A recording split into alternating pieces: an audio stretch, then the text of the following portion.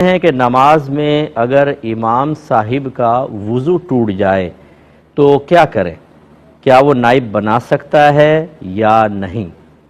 جی بالکل، اگر امام صاحب کا وضو ٹوٹ جائے تو ان کو مصلی چھوڑ دینا واجب ہے، لازم ہے، کیونکہ کیا وہ بے وضو کھڑے رہیں گے اور انہیں اپنے پھر خلیفہ قائم کرنا ہوتا ہے۔ اسی لیے امام کے پیچھے وہ لوگ نماز ادا کریں کہ جن کو ان مسائل کا علم ہو۔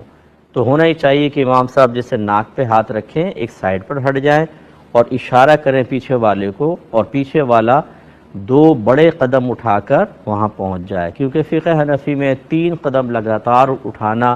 یہ عمل کثیر کہلاتا ہے اور فساد نماز کا سبب بن سکتا ہے۔ تو وہ تھوڑے سے بڑے 2 قدم اٹھا کر وہ مصلی پر آ جائے اور جہاں سے امام نے چھوڑا ہے پھر وہاں سے وہ نماز کو کنٹینیو کرے، اور امام صاحب پھر اگر سامنے حجرے جیسے بعض اوقات محراب میں دروازہ ہوتا ہے وہاں سے نکل جائے، اور یا پھر سائیڈ میں جا کر وہ پھر پیچھے نکل جائیں، وہاں بیٹھے نہیں رہ سکتے، کھڑے نہ رہے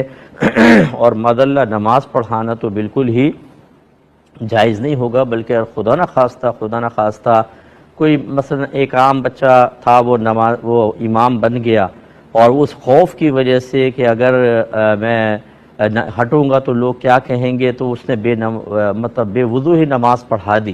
تو معذاللہ ثم معذاللہ اگر نماز کو حقیر سمجھ کے کہ اس کے لیے کیا وضو ضروری ہے، یا حلال سمجھ کر کہ بغیر وضو کے بھی نماز ہو سکتی ہے، حرام نہیں ہے، ایسا کیا تو پھر تو وہ دائرہ اسلام سے خارج ہو جائے گا۔ اور اگر ایسا نہیں بلکہ صرف خوف کی وجہ سے حرام سمجھ کے کیا تو بہرحال گناہگار ہوگا، سخت گناہ کبیرہ کا مرتکب ہوگا، اور یقینی سی بات ہے کہ بے وضو شخص کے پیچھے نماز نہیں ہوتی، سب کی نمازوں کی بربادی کا وبال اسی کے اوپر ہوگا، تو ایسا نہیں کرنا چاہیے۔ اور امام حضرات کو چاہیے کہ وقتاً فوقتاً لوگوں کو یہ مسائل بتائیں، یا کم از کم جو پیچھے کھڑے ہوتے ہیں جیسے مؤذن صاحب خاص طور پر، یا کوئی ایک آدھ کمیٹی کے جو قریبی لوگ ہوتے ہیں، ان کو یہ مسائل پتہ ہونے چاہیے اور ان کو امامت کے مسائل آنے چاہیے کہ اگر امام ہٹ جائے تو پھر ہم کس طریقے سے نماز کو کنٹینیو کریں گے، اس میں کیا کیا پڑھنا ہے، سری نماز میں کیسے ہم کنٹینیو کریں گے،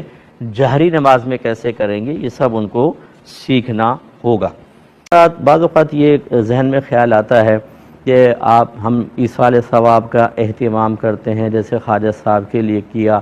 نیاز وغیرہ بناتے ہیں، اور میں بارہا اس کی وضاحتیں کر چکا ہوں کہ نیاز کا مطلب کوئی یہ نہیں کہ خواجہ غریب نواز کے لیے کھانا بنایا جا رہا ہے، بلکہ کھانا صرف اللہ تبارک و تعالیٰ کے لیے ہوتا ہے، ثواب بھی صرف اللہ دے گا، اللہ تعالیٰ کا قرب حاصل کرنا ہی مقصود ہونا چاہیے۔ نیت بس یہ ہو کہ ہم کھانا اللہ کے لیے کھلائیں گے، اور حسن ظن ہے کہ اللہ تعالیٰ ہمیں غریبوں کو کھانا کھلانے پر ثواب عطا فرمائے گا، اس ثواب کو ہم فلاں بزرگ کو بھی ایصال کر دیں گے، اور ہم ان کے لیے دعائیں بھی کرتے ہیں۔ بعض لوگ کہتے ہیں کہ یہ بتائیے کہ جب ان بزرگوں کو خود ہماری دعاؤں کی ضرورت ہے، ہمارے ایصال ثواب کی ضرورت ہے، تو وہ کیا کر سکتے ہیں، اور وہ پھر ہمیں کیا فائدہ پہنچائیں گے، وہ تو خود ہماری دعاؤں کے محتاج ہیں۔ تو ایسی بات نہیں ہے، وہ محتاج نہیں ہیں۔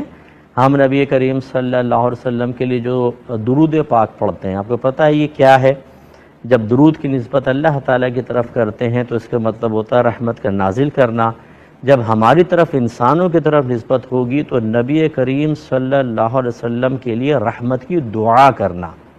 یعنی ہم یہ کہتے ہیں صلی اللہ علیہ وآلہ وسلم کا مطلب یہ ہے کہ اللہ تعالیٰ نبی کریم پر اور آپ کی آل پاک پر رحمت اور سلامتی نازل فرما۔ اور ہمیں دیکھیں درود پاک پڑھنے کا حکم ہے، یا ایھا الذین آمنوا صلوا علیہ وسلموا تسلیما، ایمان والو تم بھی نبی کریم صلی اللہ علیہ وسلم کے لیے درود اور خوب سلام بھیجو۔ تو جب نبی کریم تو رحمت للعالمین ہے، آپ کے پاس کیا رحمت کی کمی، تو کیا سرکار محتاج ہیں کہ ہم درود پاک پڑھیں؟ نہیں، وہ محتاج نہیں ہے، بلکہ جب ہم پڑھتے ہیں تو اس کی برکت سے ہمیں فائدہ حاصل ہوتا ہے۔